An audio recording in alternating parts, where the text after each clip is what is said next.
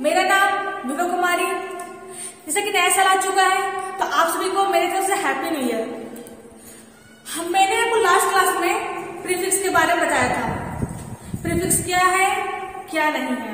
मैंने आपको कुछ इंपॉर्टेंट यूनिट्स के बारे में बताया था। वो इंपॉर्टेंट यूनिट्स क्या थे? मैंने आपको एस्ट्रोनॉमिकल यूनिट यानी कि खगोलीय इकाई, उसके बाद मैंने आपको लाइट ईयर यानी कि प्रकाश वर्ष, उसके बाद मैंने आपको पार्सेक यानी कि पार्सेक को हिंदी में पारसी भी कहा जाता है। मैंने इन 3 यूनिट्स के बारे में आपको बताया था कि ये 3 यूनिट्स क्या है।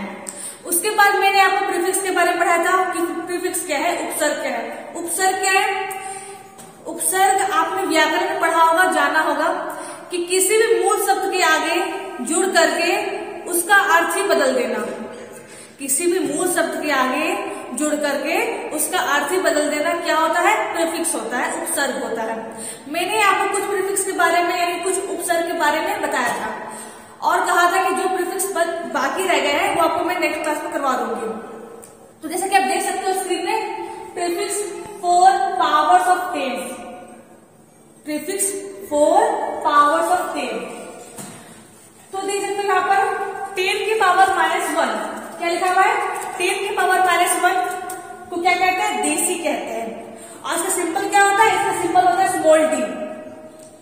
फिर 10 की पावर -2, 10 की पावर -2 इसका नेम क्या होता है? सेंटी। क्या होता है? सेंटी। और सिंबल क्या होता है हमारा? Small C. 10 की पावर -3, 10 की पावर -3 नेम क्या है? मिली। क्या है? मिली। और इसका सिंबल क्या है? Small M. 10 की पावर -6 नाम क्या है? माइक्रो। क्या है? माइक्रो। इसका सिंबल क्या होता है? Small you. 10 की पावर -9 नेम क्या है इसका? नैनो। सिंबल क्या है? Small N. 10 की पावर -12 नेम क्या है इसका? पीको। सिंबल क्या है हमारा? Small P. 10 की पावर -15 नेम क्या है? फेम्टो। क्या है? फेम्टो। सिंबल क्या है हमारा? Small F. 10 की पावर -18 नाम क्या है हमारा? आटो। सिंबल क्या है? स्मॉल ए। सिंबल क्या है? स्मॉल ए। 10 की पावर -21 नाम क्या है हमारा? जेप्टो। क्या नाम है? जेप्टो। सिंबल क्या है? Small Z. 10 की पावर -24 नाम क्या है? येक्टो। सिंबल क्या है? Small Y. फ्रेंड्स, आप सभी के बुक में इन सब के बारे में लिखा हुआ है, लेकिन बस ये जो 2 है इनके बारे में लिखा हुआ नहीं है। तो मैंने आपको एडवांस बता दिया कि आप कभी फंस ना सको किसी कैलकुलेशन में। यानी कि बुक में ये सब तो सब लिखा हुआ है, यहां से लेकर यहां तक आपकी बुक में लिखा हुआ है, लेकिन ये जो 2 है ये 2 आपकी बुक में लिखा हुआ नहीं है। तो मैंने आपको इन दोनों के बारे में बता दिया कि इन दोनों की वैल्यू क्या होती है, इन दोनों का नाम क्या होता है, इन दोनों का सिंबल क्या होता है। मैंने आप सभी को बता दिया है। अब आगे जानते हैं कन्वर्जन के बारे में कि किसी भी यूनिट्स को किसी दूसरे यूनिट में कैसे चेंज किया जाता है, कैसे एक यूनिट को दूसरे यूनिट में बदल दिया जाता है। आप लोगों ने पढ़ा होगा, ऐसे कोई बात नहीं कि नहीं पढ़ा होगा। आप यहाँ देख सकते हो, आप लोगों ने ये पढ़ा होगा 9th 10th जो बच्चे इंटर किए हुए वो 11th 12th ये सब पढ़ा होगा मैथमेटिक्स में और साइंस में भी पढ़ा होगा। क्या है हमारा? 10 millimetre equal to 1 centimetre. 10 centimetre equal to 1 decimetre. 10 decimetre equal to 1 metre. 10 metre equal to 1 decametre. आप ध्यान दीजिएगा, आप डेसीमीटर में और डेकामीटर में कंफ्यूज मत होइएगा। डेसीमीटर तो डेसीमीटर का देसी का सिंबल होता है स्मॉल डी होता है, याद रखिएगा। और जो डेकामीटर का यानी कि डेका का जो सिंबल होता है वो हमारा स्मॉल डी एंड स्मॉल ए होता है। डेसीमीटर यानी कि देसी डीएम और डेकामीटर यानी कि डीएएम। डीए यानी deca and M for metre. तो 10 metre equal to 1 decametre. 10 decametre equal to 1 hectometre. H क्या है हमारा? हेक्टो है। क्या है? हेक्टो।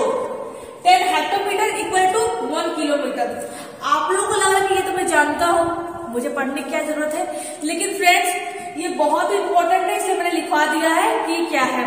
आप कभी यूनिट कन्वर्जन करोगे, इकाई का रूपांतरण करोगे, या फिर आप कभी साइंस में मैथमेटिक्स यानी कैलकुलेशन सॉल्व करते हो, तो उस टाइम एक यूनिट को दूसरे यूनिट में जब चेंज करना होता है तो ये सभी काम आते हैं। मान लो आपने साइंस में कोई न्यूमेरिकल सॉल्व किया, अब उस न्यूमेरिकल में क्या है कि आपका आंसर आ रहा है सेंटीमीटर में और आपको चेंज करना है मीटर में, तो फिर चेंज कैसे कर सकते हो? अगर आपको इन सब के बारे में पता ही नहीं होगा तो फिर चेंज कैसे करोगे? चेंज तो कर नहीं पाओगे। इसलिए ये सब क्या होती है, बहुत ही इंपॉर्टेंट होती है। कोई न्यूमेरिकल सॉल्व करने में, मैथमेटिक्स सॉल्व करने में, इन सभी में इनका इस्तेमाल किया जाता है। जैसे मैं आपको बोलूंगी, मैंने आपको एक क्वेश्चन दिया, 1 मीटर को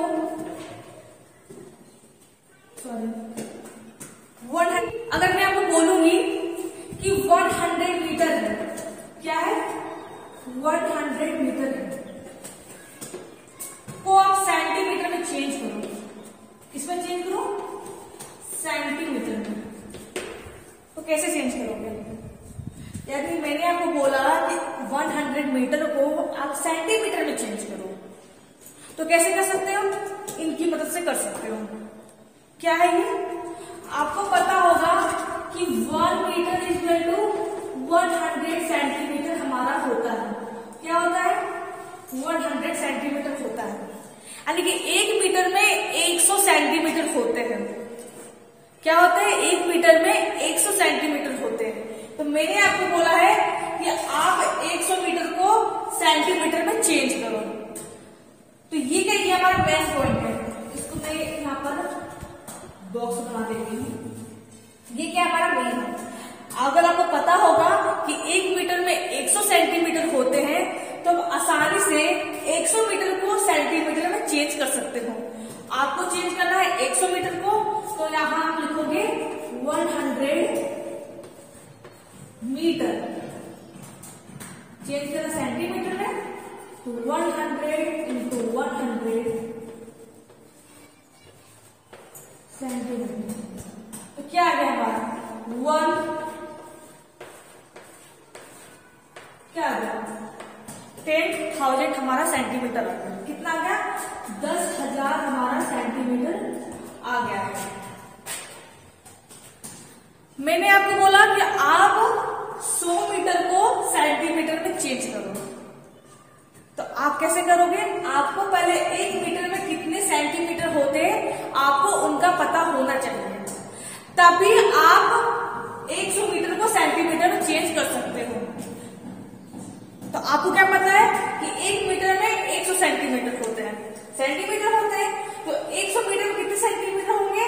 तो आपने 100 को 100 सेंटीमीटर से इंटू कर दिया, तो हमारा कितना आ गया? 10,000 सेंटीमीटर आ गया। यानी कि आपने मीटर को सेंटीमीटर में चेंज कर दिया। इसलिए ये सब जो है ये आपके लिए बहुत इंपॉर्टेंट है, आपके लिए, सभी के लिए बहुत इंपॉर्टेंट है। जो न्यूमेरिकल सॉल्व करते हैं, जो कैलकुलेशन सॉल्व करते हैं, इन सभी के लिए ये सभी बहुत इंपॉर्टेंट है। मैंने आपको बोला, ये मैं रफ कर देती हूँ यहां से, मैं आपको बोलूंगी कि आप लोग 54 सेंटीमीटर को मीटर में सॉल्व करो। मैं आपको बोलूंगी कि 54 सेंटीमीटर है, यानी 54 सेंटीमीटर है, आप इसको मीटर में सॉल्व करो। तब आप ध्यान दीजिएगा, जब कभी आप ऊपर से नीचे आते हो, यानी कि आपको मिलीमीटर को मीटर में, या सेंटीमीटर को मीटर में, डेसीमीटर को डेकामीटर में, फिर ऊपर से नीचे आना, क्या है? ऊपर से नीचे आना, तो आप क्या करोगे? डिवाइड करोगे। क्या करोगे? डिवाइड करोगे। और जब कभी आपको ऊपर से नीचे जाना हो, सॉरी नीचे से ऊपर जाना हो, तो क्या करोगे? मल्टीप्लाई करोगे। मान लो आपको किलोमीटर करना हो, किलोमीटर को मीटर में चेंज करना हो, तो आप क्या करोगे, इनटू करोगे, मल्टीप्लाई करोगे। अब मान लो आपको मीटर को किलोमीटर में चेंज करना हो, तो आप क्या करोगे, डिवाइड करोगे यानी भाग करोगे। जैसे कि मैंने आपको बोला कि 54 सेंटीमीटर को आप मीटर में सॉल्व करें, इसमें इसका रूपांतरण करें, तो क्या है, सेंटीमीटर से हमें मीटर आना है। क्या आना है, सेंटीमीटर से हमें मीटर आना है। तो 1 सेंटीमीटर में कितने मीटर होते हैं,